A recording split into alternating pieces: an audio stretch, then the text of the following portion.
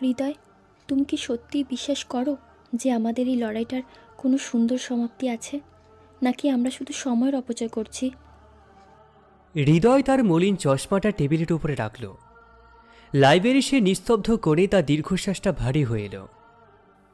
সমাপ্তি তো অনেক আগে লেখা হয়েছে, না? তোমার রাজপ্রাসাদের দরজায় আমার মতো এক সাধারণ ছাত্রের প্রবেশের কোনো অধিকার নেই। আমরা আসলে একই বইয়ে দুটি আলাদা অধ্যায়, যাদের মাঝখানে অনেকগুলো শূন্য পাতা রয়েছে। কিন্তু আমি তো এই শূন্য পাতাগুলো ভালোবাসা দিয়ে ভরাট করতে চেয়েছিলাম। অভাব যখন দরজায় করা নাড়ে না, তখন ভালোবাসার জানলা দিয়ে পালিয়ে যাও, না? তুমি অভাব দেখনি, তাই তোমার কাছে বিসর্জনটা সহজ মনে হচ্ছে। আমার কাছে ওটা এক জীবন্ত অভিশাপ। শহরের নামী কলেজের করিডোর দিয়ে অহনা যখন হেঁটে যায়, তখন সবার নজর থাকে তার দিকে। আভিজাত্য তার পোশাকে নয়, বরং তার হাঁটা চলার ধরনে মিশে থাকে। অন্যদিকে লাইব্রেরির এক কোণে নোংরা শার্ট পরে বসে থাকা ছেলেটি হৃদয়। তার কাছে পৃথিবী মানে বইয়ের পাতা আর টিউশনি করে জমানো কিছু টাকা। হৃদয় খুবই শান্ত। তার চোখে এক অদ্ভুত সারল্য আছে, যা অহনাকে প্রথম দিন থেকেই টানত। অহনা লক্ষ্য করত, অন্য ছেলেরা যখন তাকে ইমপ্রেস করার জন্য দামি বাইক বা স্টাইল দেখাতো, হৃদয় তখন ল্যাম্পপোস্টের নিচে দাঁড়িয়ে মন দিয়ে বই পড়ত। এই সারল্যটাই অহনার মনে এক অদ্ভুত ভালো লাগা তৈরি করে। অহনা বারবার সুযোগ খুঁজত হৃদয়ের সাথে কথা বলার।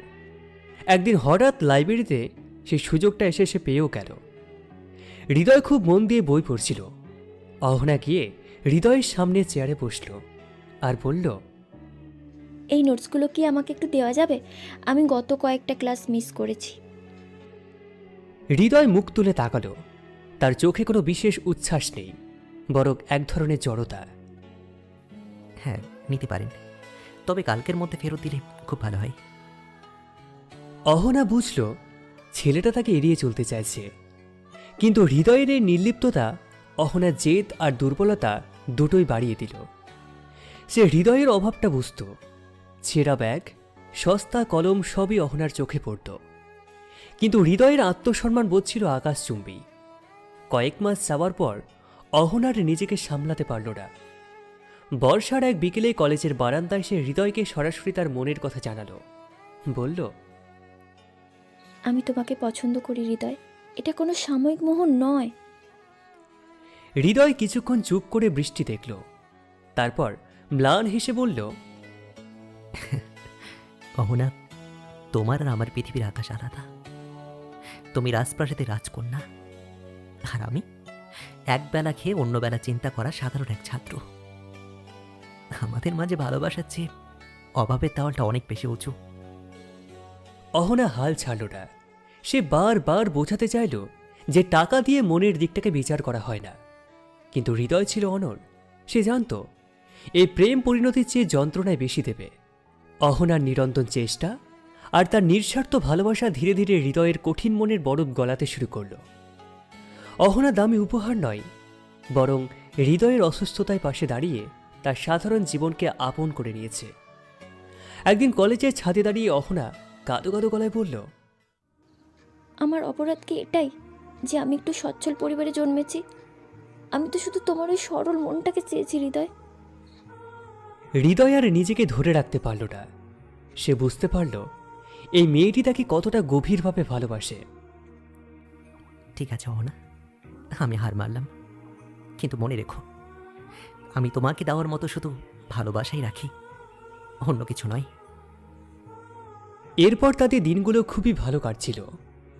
তখনই তাদের সম্পর্কের কথা অহনার বাড়িতে জানাজানি হয়ে যায়। অহনার বাবা চৌধুরী সাহেব শহরের প্রভাবশালী ব্যবসায়ী। দিদি যখন শুনলেন তার একমাত্র মেয়ে এক অতি সাধারণ গরিব ছেলের প্রেমে পড়েছে, তিনি তা মানতে পারলেন না। একদিন বিকেলে কলেজের গেটে হৃদয়ের জন্য অপেক্ষা করছিল অহনা। তখন চৌধুরী সাহেবের পাঠানো লোক এসে হৃদয়কে এক প্রকার জোর করে তাদের বাড়িতে নিয়ে যায়। বিশাল অট্টালিকার ড্রয়িং রুমে বসে হৃদয় অনুভব করছিল সে কতটা বেমানান। শোনা চলে, আবেগের সাথে বাস্তবের কোনো মিল নেই। অহনা আজ জেদ করেছে, কাল যখন অভাব দেখবে তখন তোমাকেই ঘৃণা করবে।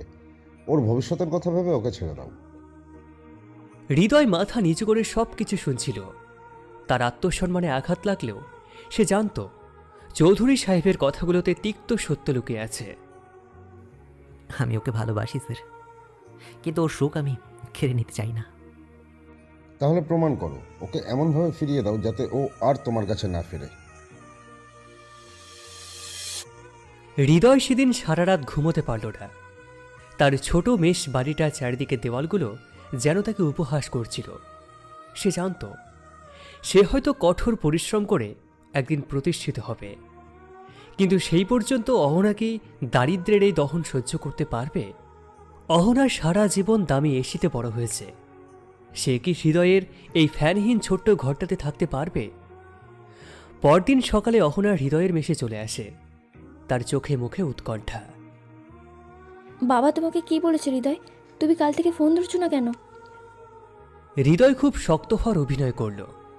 সে নির্লিপ্তভাবে বই গোছাতে গোছাতে বলল, তোমার বাবা ঠিকই বলেছেন না, আমাদের আকাশ আর মাটির মিলন কখন সম্ভব নয়। আমি অনেক ভেবে দেখেছি, এই ঝামেলার মধ্যে আমি আর থাকতে চাই না। অহনা স্তম্ভিত হয়ে গেল। সে বিশ্বাসই করতে পারছিল না যে তার সহজ সরল হৃদয় এভাবে কথা বলতে পারে। অহনা বারবার হৃদয়ের মান ভাঙানোর চেষ্টা করল।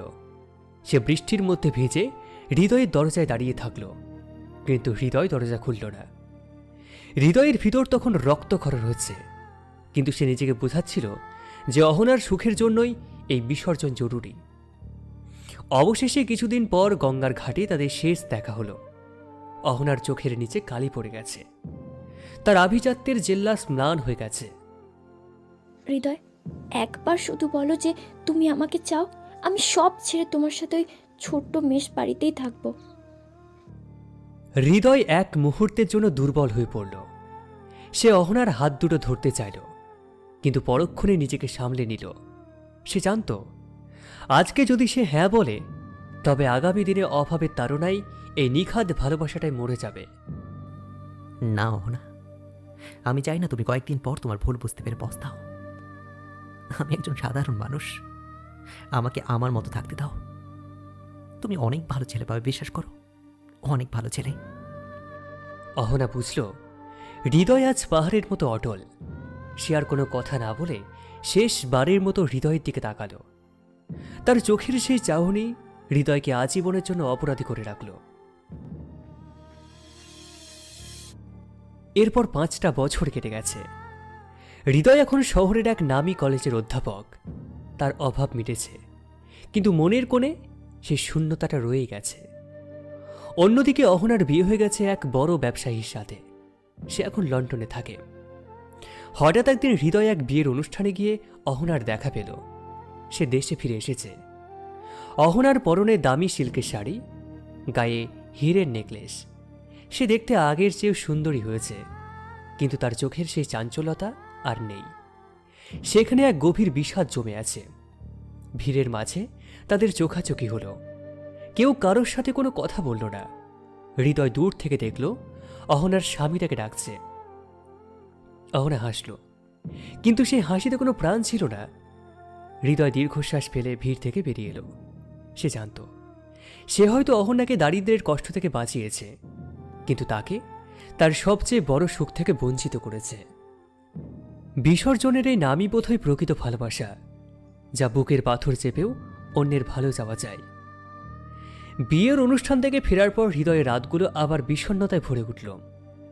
সে নিজেকে বুঝিয়েছিল সে যা করছে তা সঠিক, কিন্তু অহরার সেই প্রাণহীন হাসি তাকে কুড়ে কুড়ে খাচ্ছিল। কয়েকদিন পর হৃদয়ের অফিসের ঠিকানায় একটা পার্সেল এলো। উপরে কোনো পীড়কের নাম নেই, শুধু লেখা একটি ঋণ শোধ। ভিতরে ছিল একটি পুরনো ডায়েরি।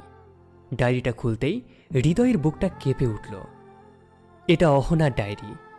ডায়েরির পাতায় পাতায় লেখা ছিল সেই দিনের কথা, যখন হৃদয় তাকে বারবার ফিরিয়ে দিচ্ছিল। একটি পাতায় লেখা ছিল, হৃদয়, তুমি ভেবেছিলে তুমি আমাকে অভাব থেকে বাঁচিয়েছ, কিন্তু তুমি জানলে না তোমার সাথে একবেলা না খেয়ে থাকা আমার কাছে রাজপ্রাসাদের ভোজের চেয়েও দামি ছিল। তুমি আমার শরীরকে স্বাচ্ছন্দ্য দিয়েছ, কিন্তু আমার আত্মাকে মেরে ফেলেছ। হৃদয় বুঝতে পারল তার ত্যাগের সিদ্ধান্তটি ছিল একতরফা। সে অহনার সাহসের চেয়ে নিজের ভয়কে বেশি প্রাধান্য দিয়েছিল। এরপর হৃদয় জানতে পারল অহনা দুদিন পরই লন্ডনে ফিরে যাবে।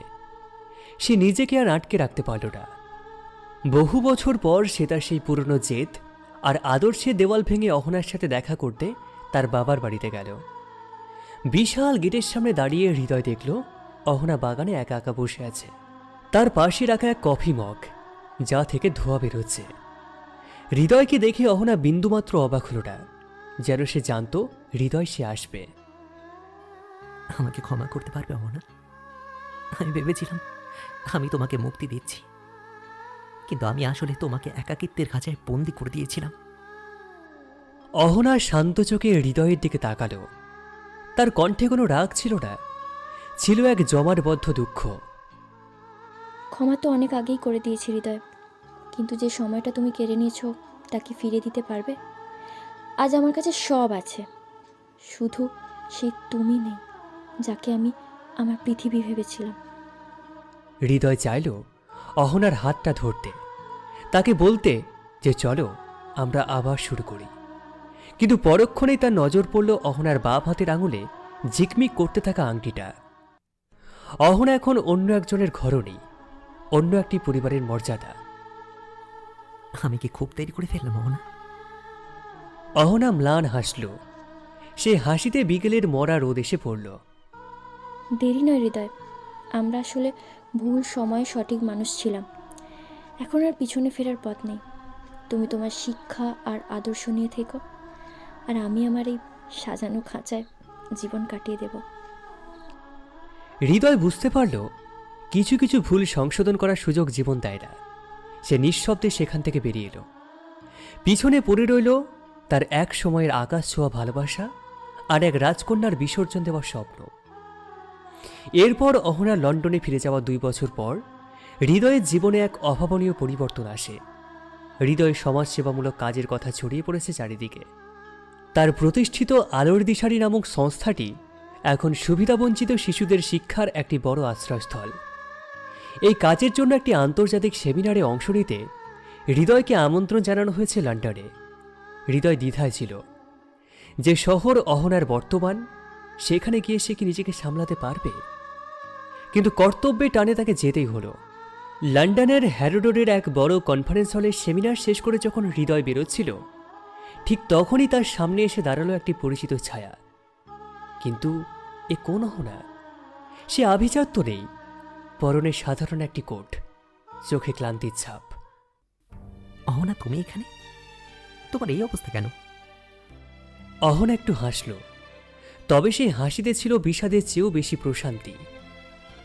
জীবন সবসময় সাজানো থাকে না হৃদয়।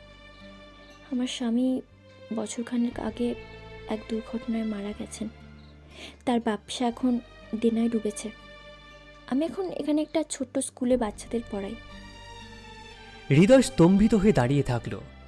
সে যাকে সুখের সাগরে ভাসিয়ে দেওয়ার জন্য নিজেকে সরিয়ে নিয়েছিল, সেই অহনা আজ কঠিন বাস্তবের মাটিতে দাঁড়িয়ে লড়াই করছে। এরপর অহনা তাকে এক কফি শপে নিয়ে গেল। তুমি অবাক হচ্ছ তো, কিন্তু বিশ্বাস করো হৃদয়, আমি এখন অনেক বেশি শান্তিতে আছি। বাবা মারা যাওয়ার পর যখন আমি নিঃস্ব হলাম, তখন বুঝলাম তোমার সেই অভাবের জীবনটা আসলে কতটা সাহসী ছিল। তুমি একা লড়াই করতে শিখেছিলে, আমি শিখিনি। অহনা, আমি তখন ভুল করেছিলাম। আমি ভেবেছিলাম যে টাকাই হয়তো সব। আমি তোমার ভেতরের ভালোবাসাকে চিনতে পারিনি অহনা। সত্যি আমি অনেক বড় ভুল করেছি। না হৃদয়, তুমি ভুল করনি। তুমি আমাকে বাস্তব চিনেছিলে বলেই আজ আমি এই কঠিন সময়েও বেঁচে থাকতে পারছি। হৃদয়ের ফেরার সময় এসে গেছে। এয়ারপোর্টে যাওয়ার আগে সে অহনার হাত দুটো ধরল। এবার আর কোনো দ্বিধা নেই, কোনো দারিদ্র্যের ভয় নেই। অহনা, আমি সেদিন তোমার সুখের কথা ভেবে তোমাকে ছেড়ে দিয়েছিলাম। আজ আমি নিজের স্বার্থে তোমাকে চাইছি। আমার সেই ছোট্ট মেসে ফেরার অধিকার কি আজ আমি পেতে পারি অহনা? অহনা চোখের জল নিয়ে তাকালো। তার এতদিনকার জমানো অভিমান মুহূর্তের মধ্যে জল হয়ে গেল। আমি তো সেই কবে থেকেই ওই মেষের বারান্দায় দাঁড়িয়ে তোমার ফেরার পথ চেয়ে বসে আছি। কিন্তু হৃদয়, তোমার সেই আদর্শ, আমি তো এখন আর সেই বড়লোকের মেয়ে নই। আমার আদর্শই তো তুমি। তোমার এই সরল মনটাকেই তো আমি ভালোবেসেছিলাম, তোমার বাবার টাকাকে নয়। মাসের শেষে ঢাকা শহরে এক জরাকীর্ণ গলির সেই পুরনো মেজবাড়িতে আবার প্রাণ ফিরে এলো। তবে এবার আর কোনো লুকোচুরি নয়। হৃদয় কলেজের ক্লাসের পর যখন বাড়ি ফেরে, সে দেখে অহনা সাধারণ সুতির শাড়ি পরে বারান্দার চারা গাছে জল দিচ্ছে। প্রতিবেশীরাও অবাক হয়ে দেখে এই সময়ে রাজকন্যা আজ কিভাবে সাধারণ জীবনের সাথে মিলেমিশে গেছে। অহনা এখন হৃদয়ের সংস্থার প্রধান শিক্ষিকা। তাদের অভাব হয়তো খোঁজেনি, কিন্তু হৃদয়ের ঘরে এখন এক আকাশ সমান তৃপ্তি। যে ভালোবাসাকে হৃদয় বিসর্জন দিতে চেয়েছিল, সেই ভালোবাসা ধৈর্য আর ত্যাগের অগ্নিপরীক্ষা দিয়ে আবার ফিরে এলো তার কাছে। অভাবের সংসারেও যে সুখের স্বর্গ রচনা করা যায়, হৃদয় আর অহনা আজ তার জীবন্ত উদাহরণ। কয়েকটি বছর দ্রুত কেটে গেল। হৃদয়ের মেষবাড়িটি এখন একটি ছোট্ট দোতলা বাড়িতে রূপ নিয়েছে, যার নাম রাখা হয়েছে অহনা নিবাস। শ্রাবণের এক তপ্ত দুপুরে হঠাৎ আকাশ ভেঙে বৃষ্টি নামল। ঠিক তেমনই বৃষ্টি যেমনটা 13 বছর আগে কলেজের বারান্দায় নেমেছিল। হৃদয় অফিস থেকে ফিরে দেখল অহনা বারান্দায় একটি আরাম কেদারা পেতে বৃষ্টি দেখছে। তার কোলে তাদের ছোট্ট কন্যা হিয়া। হৃদয় নিঃশব্দে অহনার পাশে এসে দাঁড়ালো। অহনা তার দিকে তাকিয়ে স্নিগ্ধ হাসল। হৃদয় জিজ্ঞাসা করল, মন দিয়ে কি ভাবছে এত? অহনা হৃদয়ের হাতটা নিজের হাতের মুঠোয় নিল। তার কণ্ঠে এখন আর সেই পুরনো বিষাদ নেই, বরং এক গভীর নির্ভরতা ফুটে উঠল। ভাবছি, তুমি যদি সেদিন জেদ করে আমাকে বিসর্জন না দিতে, তবে হয়তো আজ এই মুহূর্তটার কোনো মূল্য আমি বুঝতাম না। হারানো জিনিস ফিরে পাওয়ার আনন্দ যে কত বেশি, তা আজ প্রতিটা মুহূর্তে অনুভব করি হৃদয়। হৃদয় জানালার বাইরে ঝাপসা হয়ে আসা রাস্তার দিকে তাকালো। সে মনে মনে ভাবল, ভালোবাসা মানে শুধু কাছে টেনে নেওয়া নয়, কখনো কখনো দূরে সরিয়ে দিয়ে তাকে আরো শক্তিশালী করে তোলা। আমি ভীত ছিলাম অহনা, ভেবেছিলাম অবা হয়তো আমাদের ভালোবাসা শুষে নেবে, কিন্তু তুমি প্রমাণ করে দিলে ভালোবাসা থাকলে অভাবটাই সবচেয়ে বড় শক্তি হয়ে দাঁড়ায়। হিয়া ঘুমিয়ে পড়েছে। বৃষ্টির শব্দে চারপাশটা মায়াবী হয়ে উঠেছে। অহনা হৃদয়ের কাঁধে মাথা রাখল। এক সময় সেই দামি পারফিউম আর আভিজাত্যের ঘ্রাণ নয়, আজ তার থেকে ভেসে আসছে বৃষ্টির সোদা মাটি আর এক পরম তৃপ্তির সুবাস। হৃদয়ের ত্যাগ ব্যর্থ হয়নি, বরং সে বিসর্জনই তাদের ভালোবাসাকে দিয়েছে এক অবিনশ্বর পূর্ণতা। আজ আর তাদের হৃদয়ের মাঝে কোনো বিভেদ নেই, নেই কোনো হারানোর ভয়। আছে শুধু এক আকাশ সমান শান্ত নীরবতা।